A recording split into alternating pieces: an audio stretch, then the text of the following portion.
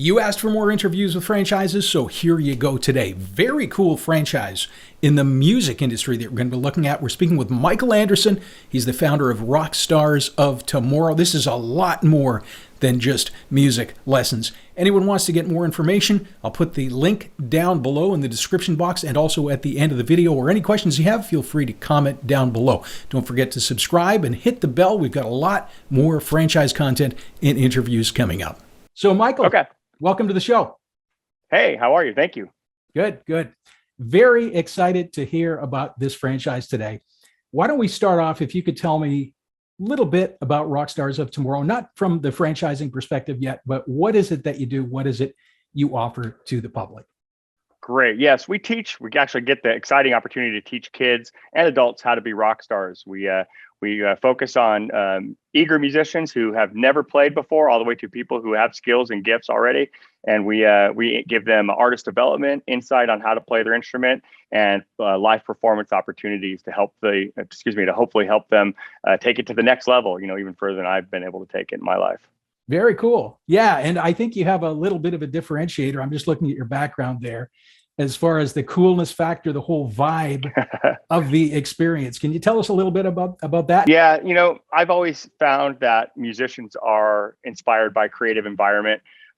When I was, working in my regular job, I remember I got my own office for the company I worked for. And the first thing I did was go in there over the weekend and paint and hang up the right pictures and get the lighting right so I could be creative in my space. And to me, it's like that Disneyland approach. When you go to Disneyland, you don't see apartments or traffic or cars or anything like that. You walk into the fairy tale. That's exactly what you're doing in Rockstars of Tomorrow. When you're a kid, maybe you saw Bruno Mars or the Red Hot Chili Peppers play the Super Bowl or worship band at church, whatever it is.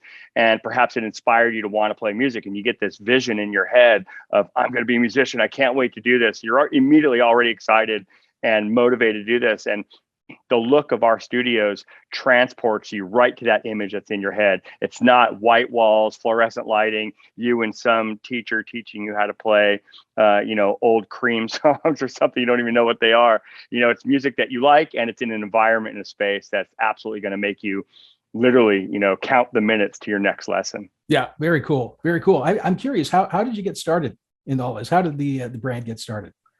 Well, I would say back in 2007, I decided I was a touring musician, got to play with some great bands, recording and doing all that great stuff. And, nothing major, but did get to play, around the country and in Europe and stuff like that.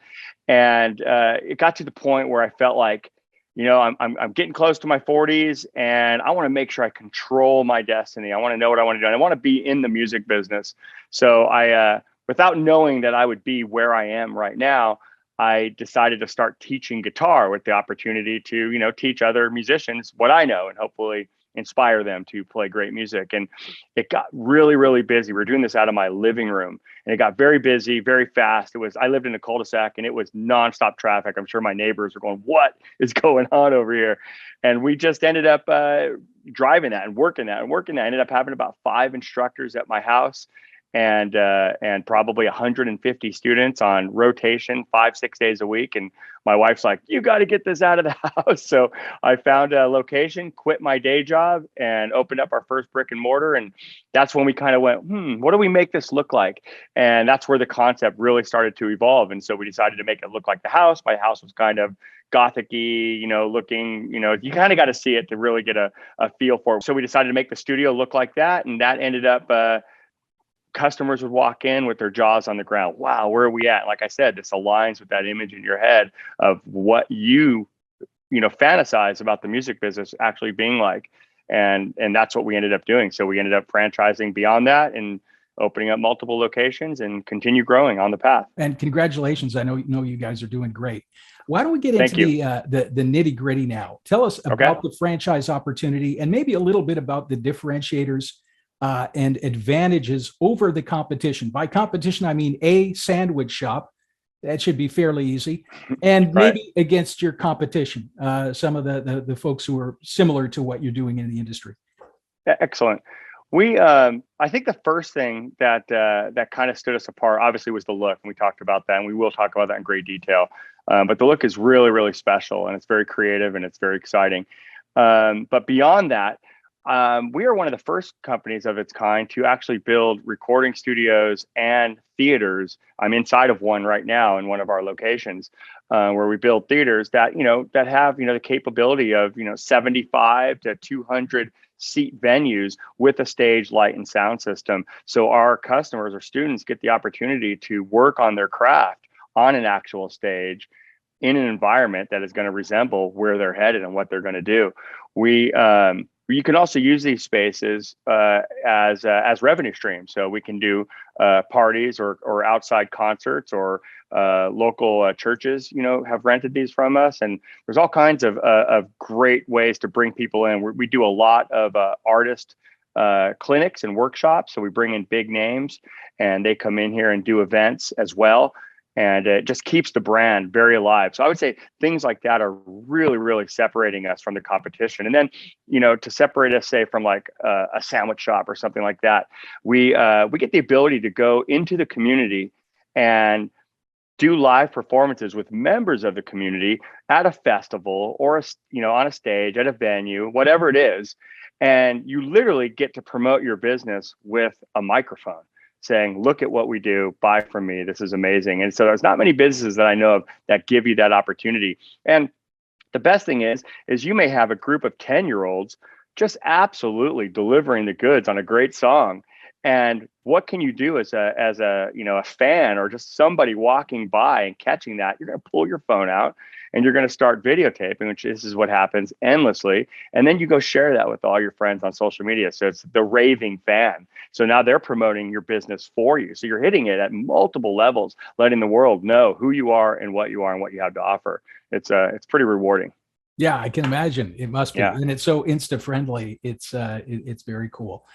What is the footprint size? And I know there's going to be some variables there, and approximate investment that people could be looking at. And again, that's going to be a little different. But if you give us an approximate range of what someone's looking at. Yeah. We're usually looking at about 3,000 square feet is nice. 2,800 you can get away with. 3,000 we can carve up really nice. We have a couple studios that are 5,000 or close to that. Now, obviously, the bigger you get, the nicer it is, and I understand that makes it a little more expensive. But there are those are things that we take into consideration when we are building out your space. The average studio, we have two builds. So we have your lease improvement, where you're taking over a pre-existing space in a strip mall, and you're converting that over, and we're seeing that done for between 200 and 300,000, I would think, is the safe investment. That's everything. That's even working capital. And then we're doing the A builds, which are going to be empty shells. You're literally drilling for sewage and putting in bathrooms. And I've seen those builds go up to 350 to 450 in range. And again, that's leaving working capital in the bank so you can operate and get yourself to profitability. It's also providing your studio with all brand new gear and a retail business as well. So it's quite like I said, we'll talk about this more, I'm sure, but there's a lot of revenue streams that go into this. So you can definitely make money multiple ways. Yeah, that's pretty reasonable for what it is. And drilling for sewage, I think that's a great name for a band, actually. Yeah. Right. The other day, we're building a studio in Huntington Beach right now, and somebody text me, hey, can you jump on a call? I'm like, I'm swinging hammers right now. And they're like, that is a perfect name for a band, swinging hammers. So we got swinging hammers and drilling for sewage. I like it. That's funny. Great. Individual who's looking at this brand, wondering if they're right for the part. What is it that you look for in a franchise owner? What's the ideal or a good candidate for you? Right. Yeah. Potential franchisee. I'd say the ideal is going to be a musician, of course. However, you don't have to be a musician. We are definitely looking for entrepreneurs and music lovers. You kind of got to be in that world right there. You got to love music, want to be an entrepreneur and own your own business. And then if you are a musician, all the better. And what's nice about this is this particular model allows an absentee owner to where you could work a day job. We have plenty of franchise owners that work day jobs and then show up to the studio, because we typically don't start until the mid-afternoon. So you get that ability to do that. And if you are an entrepreneur and maybe you don't play, you find that face of your company that does walk the walk and talk the talk. It's actually very easy to do and find these right guys, because again, going back to the look, once you see what a Rockstars of Tomorrow is and what we have to offer, everybody is knocking on your door to come work here. It's definitely the right place to be, because it speaks to not just your customers but to your team. We spend more time on people saying no, no, no, yes, no, no, yes, like that, than we do, just saying, we need you, get on over here. So you'll see a lot of stuff like that. But yeah, musicians, entrepreneurs, music lovers, that kind of checks all the boxes. And right now, one of the pain points across the board, any business, any franchise, is the staffing.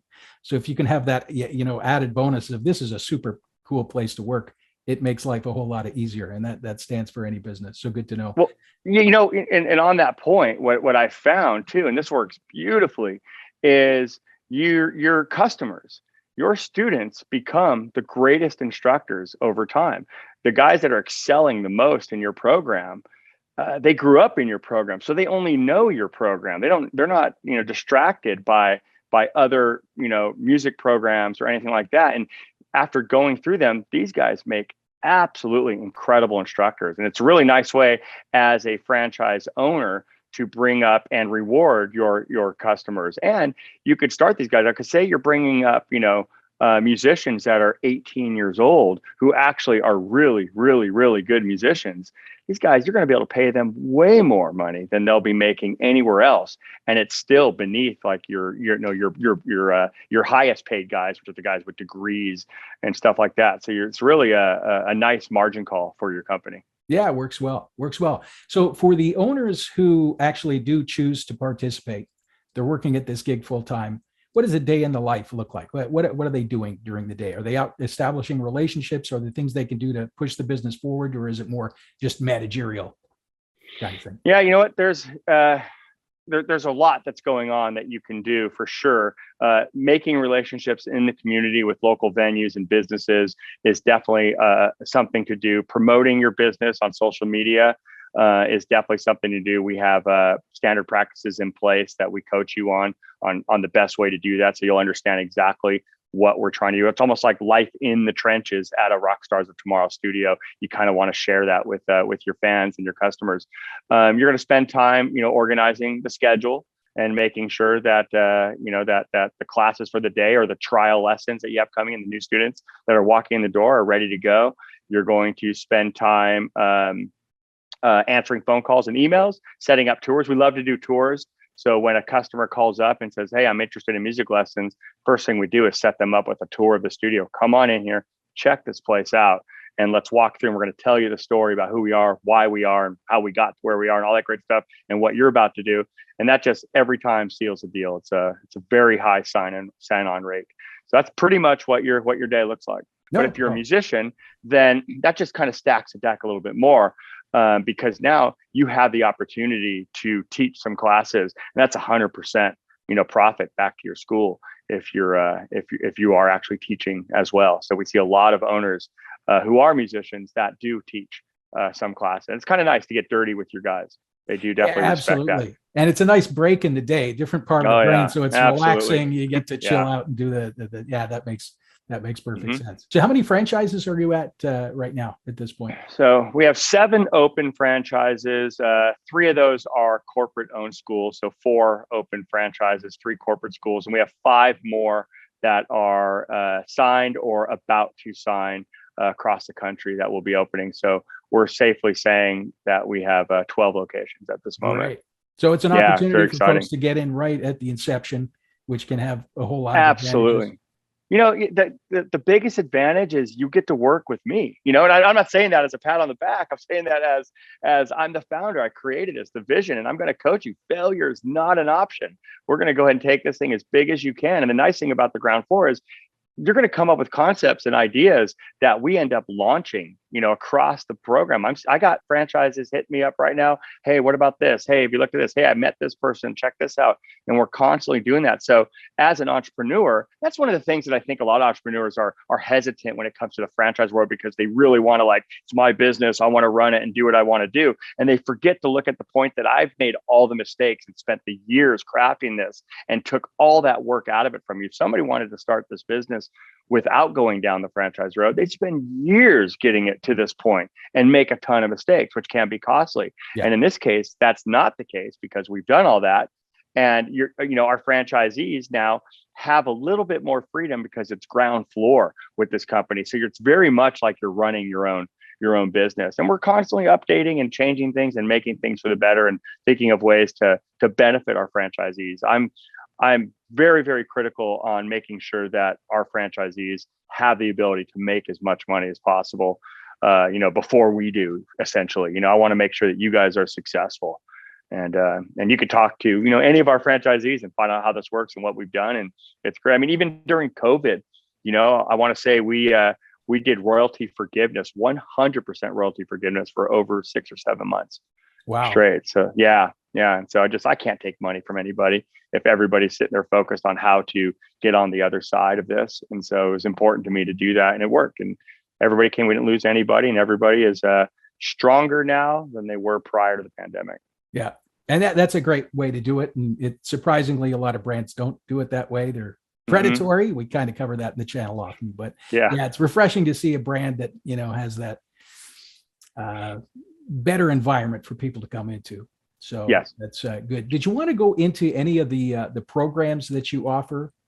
I'd love to. Do you want to cover that? Perfect. Sure. Yeah. So one of the fun things, obviously we teach the basics, guitar, bass, voice, drums, piano, and we have programs that we offer in certain schools and maybe not in others. You may see things like saxophone, wind instruments, violin, stuff like that. And so we do offer those as well in select locations. And then we start to really get into some really cool crafted, college level type education stuff where you see 10-year-olds learning how to do this. These are more skills and crafts where we get into recording production, live sound production, recording and songwriting, and video production. There's so many things that we do, and it's great because it all works in-house and makes every single department that much stronger. So if you have, people that are in your songwriting program and they're writing, songs, well, they're naturally going to want to go record those songs. So those recorded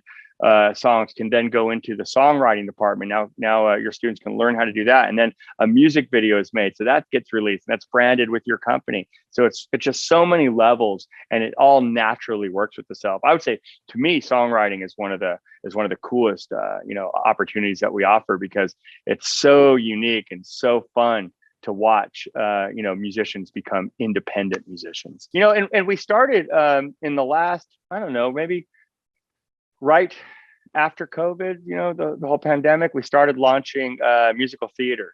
And because we got these great spaces to work in, and we've run 3 or 4 productions now, and they're phenomenal. I mean, they're 2 or 3 weeks of ticket sales. They're 2 or 3 months of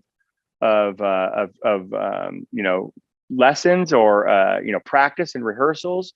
It keeps a super high level of energy. And let's face it, the bottom line is you have your customers that walk in the door. They know this place. So who's the next level of people we want to bring in? We want to bring people that have never been in here before. So we want to invite them in. And the way to do that is have these events going on, open mic nights, theater production, stuff like that. So they come on in here, and the first thing they do is tour the place like everybody does. And they're absolutely blown away at what we do. So you get a captive audience in these events where you can promote your brand, let people know that have never been in here before what you're doing, and then run your production, run a nice musical. We just did Rock of Ages. We're doing Mamma Mia right now. We just did 13 and Beehive. It's great. It's really cool to see. Sold out nights every night. Lots of fun. Oh yeah. Are there any cities that you're thinking, man, I've got to set up a location there? Yeah, say top 5 cities that you top 5 cities. Yeah. So I mean, it would have been places like Nashville and Las Vegas, but we're already building studios there now. There's still, room obviously in those places, but Chicago would be high on my list. Somewhere in Florida would be great. I'd definitely like to see that. San Antonio, Austin, and New Orleans, I think would be fantastic. Spaces. Now we've had plenty of conversation with people about some of those locations, just have not signed a franchise agreement yet on those places. So that's one of the nicest things. Such an exciting business, very well defined business, thought out. We spent years making sure we got it right. We grew this thing very slow. People are going to see that we started franchising in 2015 or 16, right in that range. And we only had this number of studios. Well, we purposely grew this thing slow so we could get it right and make sure that we knew exactly what our deliverables were and our strategic plans to make sure that you're going to succeed on every level. And just recently, I mean, we've doubled in size in the last 5 months. And so you can kind of get an idea of how fast this is starting to pick up. And so some of these locations, they're such prime locations that, and let's not forget Los Angeles. Los Angeles is wide open right now. We're definitely coming that way. There's so many places, San Francisco and San Diego as well, that I can see this thing, launching at a pretty big level. So from a franchisee's perspective, there's absolutely amazing territories available. We are not diluted in any sort right now. You can pick the best. Yeah, absolutely. In terms of market trends, I know that, when we look at the stats as far as discretionary income and parents' investment in kids, usually investing in the kids kind of the last thing that they get rid of. Where are you seeing the market going? And it sounds like you were resilient through even through the COVID phase. Do you expect that to continue? Do you have any stats you can share where you expect that going? Yeah, I can even go back to when we started back in 2007, when the real estate market was going bananas, and crashing. And that's when I realized that parents typically will invest in their kids immediately. They will hold back a mortgage payment before they pay for music lessons, or dance or soccer or something like that. And I think the reason for that is the fact that they want to distract their kids. And life is normal. Life is the same.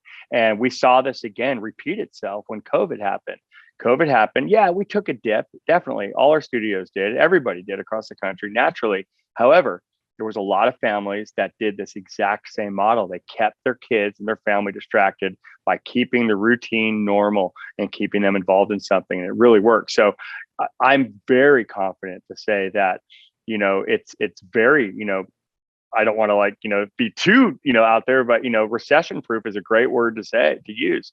We kind of get through this stuff, and, we have the ability with COVID to run this thing online. We're running lessons online across the country right now. Wow. When you get into that, you're not stuck to a territory. We have students coming in from the East Coast regularly taking online lessons because the program's so good. So you have all kinds of ways to do this. And that's something else that we've identified too during the COVID problem. This is big, is you can start bringing in an income as a Rockstars of Tomorrow franchise owner before you even start the first day of construction. And the way that you can do that is we can start promoting the location that you're going to be in, obviously with everything in place, and start promoting online lessons, bringing in with great incentive plans. So your first in line customers get rewarded a certain way when your studio is built. And we're building studios and we're starting off the ground running. So our franchisees are making money, and we're not charging royalties for that. So wow. That's an ability right there. Yeah. So our royalties don't start until you open your doors. So that's a nice incentive as a franchise owner to recoup some of your money. And this all comes down to how driven are you? Let's spend some time on that, and get that part of the program going. It works out really good as a nice incentive. And, it's something that we identified during the pandemic, and it works, and we've done it. And that's the best part about it. Anything you want to share with us? Success stories, final words before we wrap up? It's such a fun business. I laugh a lot of times, pinch myself, so to say, when I'm sitting there at an event, watching, young kids or adults, performing at our performances and just watching what they're doing. I mean, we just did an event on Friday for a radio station. I bet you there was, 3,000 to 5,000 people there. Hopefully we can show a little video clip of that in this. And it's absolutely amazing, and it's true. If you love what you do not work a day in your life. And Rockstars of Tomorrow, it's in the name. It is such a curiosity driver. When that sign is lit up in that plaza, customers are like, what is this? Trust me, they are absolutely going on their phone going, what is that company? I got to learn more about that. You're being searched out often. And to me, that's so rewarding. There's so many ways that we get to push this brand out and do that. And with all the music shows, America's Got Talent, The Voice, all these great music shows, kids are never have they been more excited about learning how to play music and be that next person and maybe get a chance at that stardom. And who knows, what if one of your customers win a Grammy, write a great song, go viral on social media?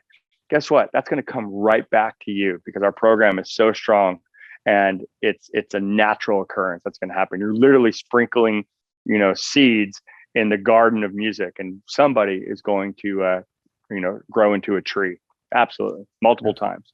Very cool. And you're not raising people's cholesterol. So. We're adding value.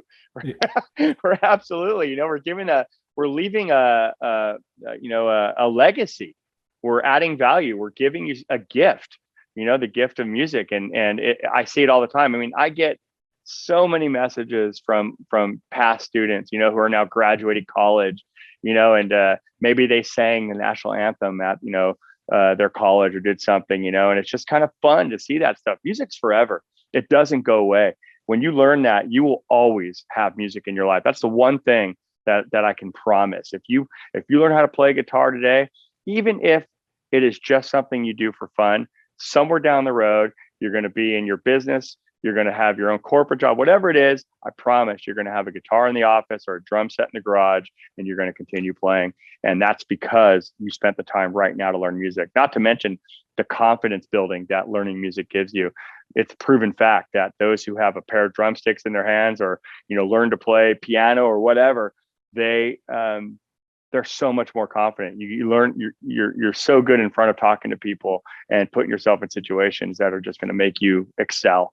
So It's definitely something. It's a feel good business by all means. I agree 100%. And I'm standing right in front of my 12 string that's behind me. So see what I said? There you go.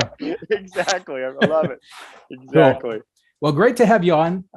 Viewers, we're going to put a link down below that you can learn more about Rockstars of Tomorrow. Michael, thanks so much. Great to speak with you today. Yes.